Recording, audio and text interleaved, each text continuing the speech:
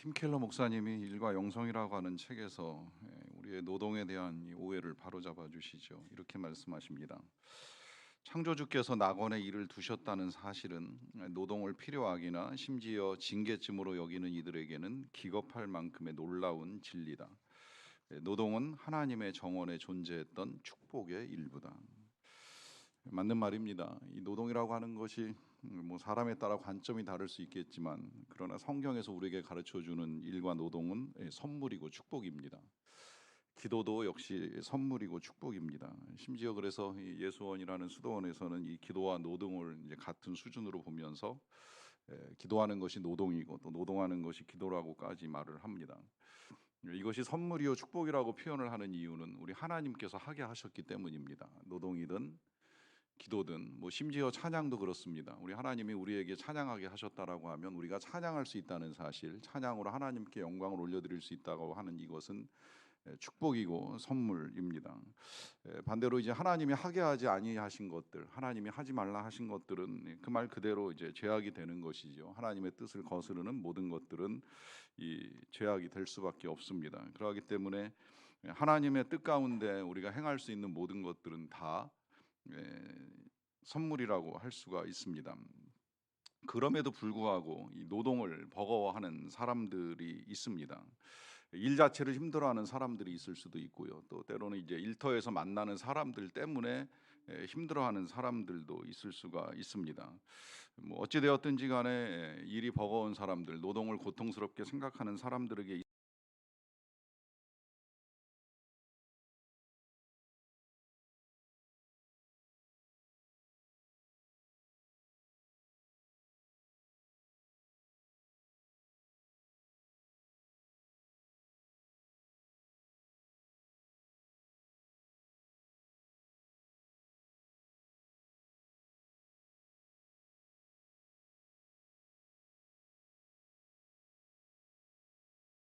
목사님이 교회 건축을 위해서 거액의 빚을 지고 난 다음에 갚으려고 애쓰지 않는다. 때가 되면 주님 오실 터인데 적당히 뭉개다가 주님 재림 맞이하면 된다고 교우들에게 가르쳤다라고 하는데 여러분들이 들으시기에도 그건 아니지 않는가라고 하는 생각을 하시겠지요. 뭐 우리가 진짜 농담으로 뭐 교회가 빛 가운데 걸어간다 이런 말을 하긴 하지만 어떤 빛도 주님은 지지 말라고 하셨습니다.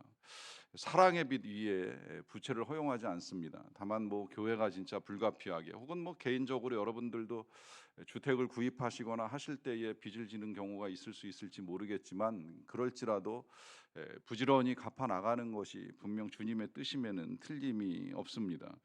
게으름은 죄악이라고 하는 것입니다. 이것은 우리 예수님이 마지막 때의 심판에 관한 경고에서도 비유로 분명하게 말씀을 해 주셨습니다. 각자에게 맞는 만큼의 달란트를 나눠 주시고 마지막 때 주인이 그것을 셈하게 될 때에 그 셈하는 자리에서 책망을 받는 종은 악한 것만으로 책망을 받지 않습니다. 주님의 표현은 악하고 게으른 종이었습니다. 이 악함과 게으름이 함께 그가 책망받고 쫓겨나고 또 일을 갈아야 될 이유가 됩니다. 그러하기 때문에 분명히 이 게으름이라고 하는 건 죄악임에 틀림이 없는데 안타깝게도 이 데살로니가 교회에는 주님 재림하심을 핑계로 이 교회를 힘들게 하는 성도가 있었습니다. 이 교회가 좋은 교회임에 틀림이 없어요. 그들이 가지고 있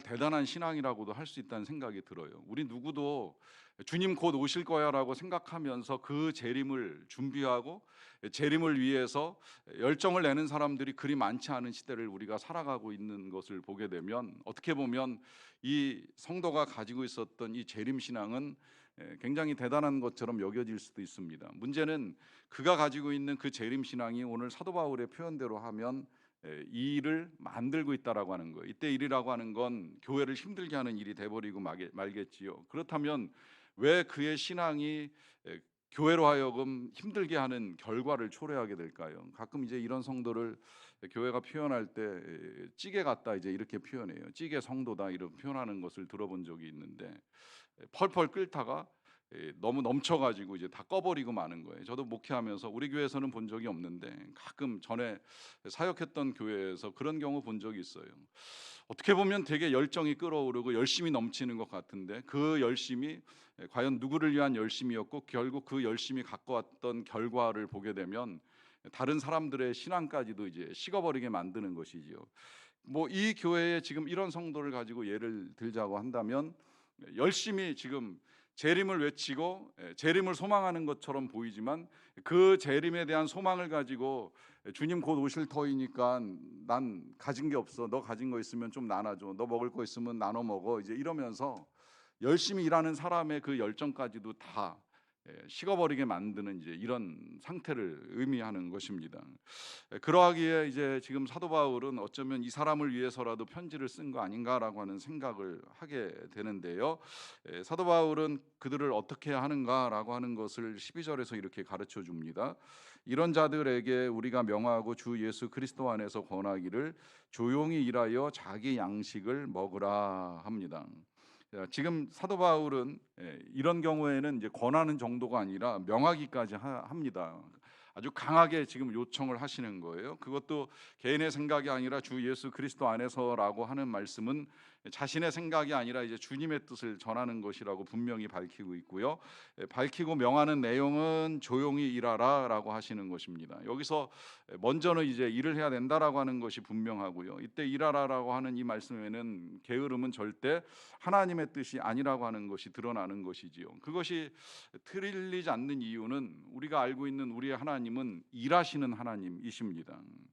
그 하나님의 일하심은 우리가 멈출 때에도 하나님은 멈추지 아니하신다라고 하는 것으로 들었어요. 어떤 땐 우리는 지쳐서 쉬어야 할 때가 있어요. 뭐 이것이 뭐 회사에서 뭐 닷새를 일하고 이틀을 쉬는 것뿐만이 아니라 어떤 경우에 교회에서 열심히 일을 하다가 쉬고 싶다 할 때도 있고, 어떤 땐 우리가 기도하기를 쉬어버릴 때가 있는데, 우리가 그 어떤 것들을 멈춘다고 하더라도 하나님은 우리를 위한 일들을 단 한순간도 쉬시는 법이 없다라고 하는 것입니다.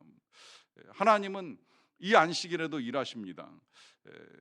오히려 우리는 쉴 수밖에 없는 몸을 가지고 태어났어요. 우린 육신이 있기 때문에 그야말로 일주일 가운데 엿새를 일했으면 하루를 쉬어야 되는 건 틀림이 없고, 하나님도 그래서 이제 안식일을 제정해 주시고 엿새를 힘써 일하라고 하실 뿐만 아니라 쉬라고도 명하시고, 그 쉴 때에는 우리만 쉬는 것이 아니라 함께 일하는 사람들, 가정 안에 있는 뭐 노동자들, 종들까지라도 다 쉴 수 있도록, 심지어 동물들까지도 하루 정도는 쉬게 하시는 것이 하나님의 뜻인 건 너무나 분명한데요. 그러나 하나님은 쉬시지 않으신다는 거예요. 오늘 우리가 예배하면서 일손을 놓고 이 하나님을 찾는 시간에도 하나님은 우리를 위한 일들을 끊임없이 이루어 가고 계십니다. 그러하기 때문에 일을 하지 아니하다 해도 된다라고 하는 이것은 이제 하나님의 뜻을 거스르는 것이 되고요. 행여 일을 쉰다라고 하는 것이 재림의 이유가 되어도 절대 하나님의 뜻은 아니라고 하는 것입니다. 심지어 사도 바울은 10절에서 이렇게도 말씀하시잖아요. 우리가 너희와 함께 있을 때에도 너희에게 명하기를 누구든지 일하기 싫어하거든 먹지도 말게 하라 하였다 하십니다. 이미 사도 바울은 이 교회 성도들과 함께 목회를 하는 동안에도 미리 알려주셨다는 거예요. 일하기 싫어하거든 먹지도 말라. 그러니까 일이 기본이라고 하는 거죠. 이것이 조건이 될 수는 없어요. 또 모든 사람이 뭐 늙어 죽을 때까지 일을 해야 되는 건 분명히 아니에요. 그러나 일을 할 만한 나이에 일을 할 수 있음에도 불구하고 일을 하지 아니하는 것은 분명히 하나님의 뜻이 아니기에 분명히 일을 해야 먹을 수 있다라고 하는 점을 강조합니다. 왜 그럴까요? 이것은 하나님이 이 세상을 창조하실 때 만드신 원리입니다. 하나님이 사람을 지으신 목적이 물론 하나님과 사랑을 나누고 또 하나님이 만드신 동산에 있는 모든 것들을 즐겨 먹고 누릴 수 있는 것이면 틀림이 없지만, 사람을 지으실 때에 지으신 목적 가운데 한 가지가 그 동산을 경작할 사람이었어요. 경작할 사람이 필요했습니다. 일할 사람이 필요했던 거예요. 그래서 이 일할 사람을 만드셨기 때문에 팀 켈러는 우리 안에는, 우리 모두에게는 일의 유전자가 들어있다고까지 표현을 합니다. 생각해 보면 틀림이 없어요. 일 안 하고 살면 병들 수밖에 없어요. 일의 유전자는 우리로 하여금 건강하게 살아갈 수 있는 힘을 주는 유전자입니다. 문제는 이제 이 유전자가 변형된 사람들이 게으름을 부리다가 결국은 하나님의 뜻을 거스르는 경우가 나타나는 것이지요. 그러하기 때문에 일이라고 하는 건 하나님께서 우리를 지으신 목적을 이루어가는 행위가 될 수 있습니다. 그런데 왜 성경은 지금 우리에게 그렇게 일을 하라라고 하는 이 말씀을 하실 때에 오늘 말씀 제목처럼 조용히 일을 하라 하시는 것일까요? 지금 이 교회 상황에서 보자고 한다면 이 성도가 재림을 핑계로 일을 하지 않고 오히려 여기저기 다니면서 일할 필요 없어, 그냥 있는 거 나눠 먹다가 주님 만나면 돼라고 하는 이 말을 하는 것이 덕이 되지 않기 때문입니다. 여러분, 우리 그리스도의 삶에 있어서 중요한 것은 다른 어떤 것보다도 덕을 세워야 한다라고 하는 거 아시지요? 교회에서도 그렇고 세상에서도 그렇습니다. 문제는 이렇게 지금 일을 하지 않고 폐를 끼치고 있으니 전혀 교회에 덕이 되지 않고 있는 거예요. 그러니까 지금 재림을 외치는 그 입을 다물고 할 일을 하라라고 하는 요청을 하고 계십니다. 여러분, 그리스도인의 삶은 어느 자리에서나 함께하는 사람들에게 덕을 끼칠 수 있어야 합니다. 교회에서 열심을 내는 것도 중요하고 봉사를 하는 것도 중요하지만, 그러나 나의 삶 자체가 누군가에게 덕이 될 수 있는가라고 하는 것을 돌아볼 수 있어야만 합니다. 심지어 교회에서뿐만이 아니라 내가 열심 내는 이 교회에서의 열심이 가족들 보기에도 덕이 될 수 있어야 한다라고 하는 것입니다. 그래서 일을 하라라고 할 때에 조용히 일하라 하시는 이 말씀을 통하여서 우리의 일에 필요한 것들을 우리에게 가르쳐 주고 계시는데요. 자, 그렇다고 한다면 이 조용히 일하라고 하는 이 말씀의 의미가 무엇이겠습니까? 그것은 단순히 그냥 입을 꼭 다물고 화난 사람처럼 일을 하라고 하시는 건 분명히 아니겠지요. 본문을 읽어 나가다 보면 이 조용한 것의 의미를 우리가 몇 가지로 좀 볼 수 있는데요. 7절에서는 이렇게 가르쳐 줍니다. 어떻게 우리를 본받아야 할지를 너희가 스스로 아나니 우리가 너희 가운데서 무질서하게 행하지 아니하였다라고 하는 말씀을 하십니다. 여기서 사도 바울은 이제 이 교회 성도들과 함께 있을 때에 본을 부여주셨다라고 하는데요. 그 본은 다른 어떤 것이 아니라 무질서하게 행하지 아니하셨다라고 하는 것입니다. 다시 말하면 질서 있는 삶을 보여주셨다라고 하는 거예요. 이때 이 질서라고 하는 것이 무엇이겠습니까? 질서라고 하는 것은 자신에게 주어진 할 일을 하는 것을 말합니다. 이건 창조의 원리이고 지금까지도 이제 돌아가고 있는 우주의 원리예요. 하나님이 우주를 만드실 때에 만들어 놓으신 것 가운데 한 가지가 질서입니다. 질서. 그래서 지금까지도 이 우주는 하나님 창조 이래로 질서 있게 모든 것들이 다 운행하고 있어요. 무질서와 혼란은 창조 이전의 모습이고 하나님의 뜻이 아닌 거예요. 그 무질서와 혼란 가운데서 하나님이 이 세상을 만드실 때에 질서를 함께 만들어 놓으셨기 때문에 지금도 이 세상은 질서 있게 돌아갑니다. 그리고 그 질서 있게 돌아가는 우주는 요란하지 않아요. 우주는 침묵 가운데 그 질서 있는 모든 것들을 다 운행하고 있습니다. 그러하기 때문에 질서 있게 행하는 삶이 조용히 일하는 삶입니다. 이와 같은 삶은 우리가 하나님의 은혜를 경험하고 난 이후에도 절대 변하지 않는 거예요. 우리가 하나님의 용서와 자비하심을 경험했다, 그래서 하나님의 은혜를 받은 사람이다라고 하는 사실을 안다고 하더라도, 그럴지라도 이후에 우리의 삶은 하나님이 세우신 질서에 따라 진행되어야 한다라고 하는 의미입니다. 이걸 우리가 최근에 읽었던 이 새벽에 에스겔서를 통해서도 다시 한번 확인을 하게 되는데요. 에스겔서는 처음에 시작 부분은 하나님의 심판에 대한 메시지가 길게 이제 쭉 진행이 돼요. 그동안 죄악으로 말미암아 멸망할 수밖에 없었던 이스라엘이 어떤 일들을 겪고 어떤 고통을 겪는가라고 하는 것이 계속 경고로 전달이 됩니다. 그렇지만 자비하신 하나님은 그렇게 이제 이스라엘의 역사를 끝내시는 것이 아니라 다시 그들을 바벨론으로부터 돌아와서 그 땅을 차지하고 회복하고 그 땅에 성전을 세워 나가고 성전에 어떤 은혜가 부어지는가라고 하는 것까지 다 상세하게 이제 우리에게 알려주셔요. 심지어는 그 성전이 어떤 양식으로 어떤 규격으로 만들어지는 것까지도 아주 구체적으로 이제 실제화시켜서 다 알려주세요.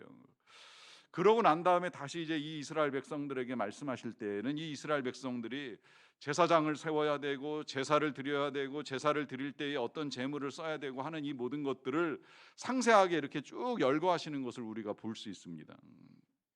여기서 하나님이 말씀하시는 것이 드러나요. 그것은 우리 하나님은 이스라엘 백성들이 비록 그들의 죄악으로 말미암아 어려움을 겪기는 하지만 용서하신다는 거예요. 회복시켜 주신다는 거예요. 다시 은혜를 베푸셔서 그들이 빼앗겼던 모든 것들을 회복하고 하나님의 은혜 가운데 그 땅에 거할 수 있는 상황을 만들어 갈 수 있다는 거예요. 그렇다고 할지라도 그들이 이전에 드려왔던 그 제사, 그 제물을 바치는 일들을 멈추시진 않아요. 우리 예수님이 이 땅에 임하실 때까지는 그들이 그동안에 행해왔던 일들을 다시 질서 있게 행해 나가시기를 원하시는 거예요. 그래서 제사장도 세우고 율법도 세우고 제물도 바치면서 그동안에 이 무너졌던 질서들을 회복시켜 나가는 것이 하나님의 뜻이라고 하는 사실을 분명하게 알려줍니다. 은혜를 받았지만 그 은혜 받은 백성들이 이제 그 은혜를 알고 자기 마음대로 행해 나가는 것이 아니라 하나님의 뜻에 따라 질서 있게 살아나가는 것이 하나님이 원하시는 것이라고 하는 것을 분명하게 알려주시는 거예요. 그러니까 우리가 정말 하나님의 은혜를 아는 사람이라고 한다면 절대 어디서도 게으르게 살아갈 수는 없는 거예요. 이때 이 또한 게으름이 나를 위한 부지런함을 의미하는 것이 아닙니다. 내가 원하는 것, 내 욕심을 채우기 위해서 내가 즐기는 것을 위한 부지런함을 말하지 않습니다. 하나님의 뜻을 위한 열심이고 하나님이 기뻐하시는 일들을 위한 열심을 의미합니다. 그러하기 때문에 이 조용히 일한다라고 하는 또 하나의 말씀의 의미는 8절에서 이렇게 볼 수도 있겠는데요. 누구에게서든지 음식을 값없이 먹지 않고 오직 수고하고 애써 주야로 일함은 너희 아무에게도 폐를 끼치지 아니하려 함이라 하십니다. 여기서 이 조용히 일한다라고 하는 것은 남에게 폐를 끼치지 아니하는 것을 의미합니다. 앞서도 말씀드렸듯이 그리스도인들의 삶은 덕을 끼치는 삶이지 절대 폐를 끼치는 삶이 아닙니다. 물론 불가피하게 도움을 요청해야 될 때가 있고 도움을 받아야 될 때가 있어요. 성도들 간에 어쩌다가 정말 힘들고 어려운 상황에 놓여서 기도를 부탁하고 기도를 해주고 하는 이런 것들 절대 폐가 아니지요. 그건 아름다운 성도의 교제입니다. 또 나이가 들어가면서 은퇴하고 더 이상 일을 할 수 없는 건강의 상태에서 자녀들로부터 도움을 받는 것, 그건 폐가 아니라 부모로서 이제는 자녀들을 향한 희생과 헌신에 대해서 되돌려 받을 수 있는 효고 당연한 권리도 될 수 있는 거예요. 그걸 폐라고 말하지는 않습니다. 하지만 재림을 핑계로 인해 가지고 누군가에게 도움되지 않는 일을 행하는 것, 덕은커녕 오히려 다른 사람들을 힘들게 하는 일들은 폐가 될 수 있기에 당부합니다. 아무에게도 폐를 끼쳐서는 아니 된다라고 하는 것이지요. 자, 그렇다고 한다면 우리가 정말 지금 이 마지막 때를 살아가는 그리스도인들로서 내가 덕을 세우는 사람인지 폐를 끼치는 사람인지 어찌 알 수 있을까요? 호주 대인관계 및 정신건강 전문 출판 미디어로 알려진 이 핵스피릿이라고 하는 곳에서 좋은 사람이 가진 이 성격적 특성 10가지를 정리해 줬는데요. 한번 그 10가지 들어보시면서 점검해 보셔도 좋을 것 같아요. 첫째는 자신이 한 말은 지킨다 하는 것입니다. 약속을 지키는 것을 의미합니다. 특별히 여기선 이제 시간 약속도 정확하게 예를 들었는데 10시에 약속을 했다 그러면 정각에 그 장소에 가서 그 자리를 지키는 것, 이것이 신뢰를 중요하게 여기는 것이요 또한 타인을 존중하고 마음을 쓴다는 것을 보여줍니다. 또 두 번째로는 다른 사람에게 짐이 되려고 하지 아니한다. 걱정을 끼치지 않도록 하고 어지럽힌 건 스스로 치우고 규칙에 따르며 자기 자신을 돌보는 것을 의미합니다. 세 번째는 차이를 인정하는 것을 말합니다. 내 의견이 틀렸을 수도 있고 적어도 부분적으로는 타인의 말이 맞을 가능성이 있다는 것을 인정하는 것을 말합니다. 또 차이가 있다고 해서 관계를 끝내기보다는 오히려 그들을 용인하고 어떤 경우에는 그들의 관점을 가지고 이해해 보려고 노력을 한다라고 하는 것이죠. 오늘날 같이 사고가 양극화되어 있고 이념이 양분되어 있는 상태에서는 내 생각, 내 이념만을 가지고 고집할 것이 아니라 한 번쯤은 좀 관점을 바꿔서도 생각해 볼 필요가 있다라고 하는 의미로 이해하셔도 좋을 것 같아요. 또 네 번째로는 항상 더 나은 사람이 되려고 노력하는 것입니다. 다섯 번째로 용서하는 일이 어렵지 않은 사람입니다. 본인이 완벽하지 않다는 걸 알고 다른 사람도 완벽하지 않다는 것을 알고 있는 것입니다. 오히려 타인이 결점이 많을 거라고 생각을 하면서 타인의 나쁜 행동에 대해서 놀라지 않고 이 때문에 쉽게 용서합니다. 이때 용서는 잊어버린다는 뜻이 아니라 상대방과 자신의 마음을 편하게 해줄 수 있는 가장 좋은 선물이라고 하는 것이 용서임을 알고 받아들이는 것입니다. 또 도움이 필요한 사람을 돕는데 주저하지 않는 것을 말합니다. 무거운 짐을 들고 가는 노인에게뿐만이 아니라 회사에서 새로 들어온 동료가 마감에 어려움을 겪고 있을 때에 함께 남아서 도와주는 것까지도 예를 들어 말씀합니다. 일곱 번째로는 타인에게서 좋은 점을 찾는 것을 말합니다. 어떠한 경우에든지 좋은 방향으로 생각하고 그들에게서 최선의 것을 찾는 노력이라고도 할 수가 있겠지요. 여덟 번째로는 스트레스를 받을 때조차도 인내심을 발휘하려고 노력하는 것을 말합니다. 물론 좌절할 때가 있어요. 한숨 쉴 때도 있고 불평할 때도 있고 가끔 욕이 나올 수도 있다고 합니다. 우리가 다 인간이고 완벽하지 않기 때문입니다. 그럼에도 불구하고 상처를 주지 않기 위해 자제하고 최대로 인내심을 발휘하는 것을 말합니다. 아홉 번째로는 다른 사람들을 격려하려고 노력하는 것을 말하고요. 그리고 마지막 열 번째로 내가 좋은 사람인지 종종 스스로에게 질문을 합니다. 오히려 내가 좋은 사람이라고 확신하는 사람들은 잔인하기 쉬울 가능성이 높다 그래요. 진정으로 좋은 사람은 자신이 완벽하지 않다는 것을 이해하고 끊임없이 스스로에게 질문하고 할 수 있는 한 최선을 다하려고 노력하는 사람을 말합니다. 물론 우리는 어제 오늘 실수가 있었을지도 모르겠습니다. 하지만 내일은 조금이라도 더 그리스도인다운 삶을 살기 위한 우리의 삶의 모습을 말씀하는 것이라고 볼 수 있습니다. 최근에 이 40만 부가 팔리고 영문 또 중문으로도 번역된 책이 한 권 있었는데요. 책의 저자 김남준 목사님이 쓰신 게으름이라고 하는 책인데 이 책을 쓰셨던 목사님이 다시 게으름이라고 하는 제목의 책을 또 쓰셨어요. 이전과는 좀 많이 책이 달라졌더라고요. 과거의 책은 그분 책 읽어 나가다 보면 이 장문에 이 신학적 내용을 많이 담아서 이렇게 책을 쓰셨는데 이분이 최근에 이제 이 사람들이 책을 읽지 않는 상황들을 이렇게 지켜보고 연구하면서 읽힐 만한 책을 쓰고 싶다라고 하는 의지를 가지고 이제 다시 이 똑같은 주제를 가지고 책을 써서 출판을 하셨더라고요. 확실히 문체와 문장이 많이 달라졌는데 한 부분을 제가 인용해서 읽어드릴게요. 봉분의 잡초는 탈모증 신사가 아끼는 한 줌의 머리카락, 황토는 굵은 모래들만 남긴 채 비에 쓸려갔다. 작은 비석 하나, 곧 쓰러질 듯 기울어져 있다. 그래도 비문이 있네. 어디 뭐라고 쓰여 있나 한번 볼까? 사람으로 태어나 그냥 있다가 죽었다. 어이쿠, 이런 내 무덤의 비석이구나. 그냥 있다가 죽었단다. 나 몸으로 살았으나 의미론 그냥 있었단다. 내가 게으르게 살았더니 자식들도 날 닮아 지 애비 무덤도 안 돌보는구나. 하긴 맞지. 나 평생 게으름 속에 질이 멸렬하게 지냈지. 그건 살다가 죽은 게 아니라 그냥 있다가 죽은 거란다. 그럼 살지도 않을 나는 왜 태어났나? 세상에 있었으나 살아가지는 않았으니 몸으로는 있었으나 정신으로는 산 적이 없었던 거다. 이 내용대로라고 한다면 우리가 살아있다고 산 것이 아니라는 것입니다. 왜 살아있다고 산 것이 아닐까요? 그냥 있다가 죽는 삶이 돼버리고 마는 이유가 어디에 있을까요? 여러분, 지금 저는 오늘 이 데살로니가 본문을 이렇게 쭉 읽어 나가면서 우리 가운데 재림과 종말을 핑계로 일을 안 하는 사람은 없다고 생각을 합니다. 우리 교우들 가운데 제가 알기로는 이 집 저 집 다니면서 먹을 거 내나 나눠 먹자라고 하면서 주님 곧 오실 거야 외치는 성도도 단 한 명도 없다고 생각을 합니다. 다 열심히 살아갑니다. 다 부지런히 살아갑니다. 그럼에도 불구하고 어쩌면 우리의 비문도 그냥 있다가 죽었다라고 할 만한 비문이 될 수 있을지도 모르겠습니다. 왜 그렇겠습니까? 그 이유가 어디에 있습니까? 여러분, 삶의 방향입니다. 삶의 목적입니다.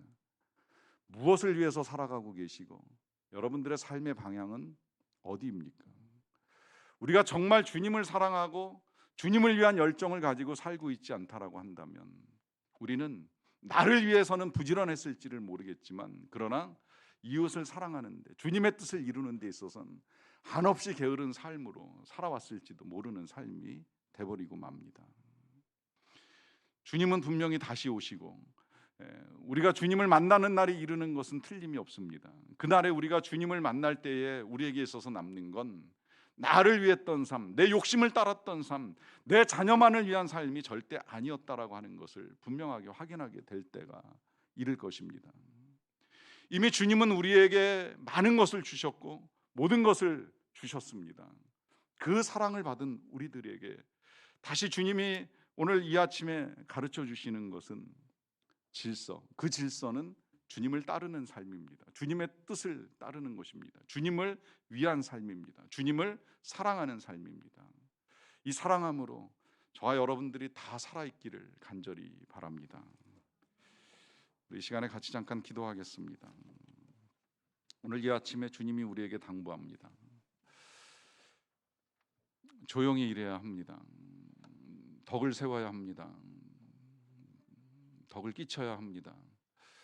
오늘 주님께서 우리에게 주신 말씀을 따라 스스로를 돌아보아 주님과 함께 만들어갈 아름다운 삶에 대한 고백을 각자의 입술로 주님께 드리는 시간을 잠시 갖도록 하겠습니다.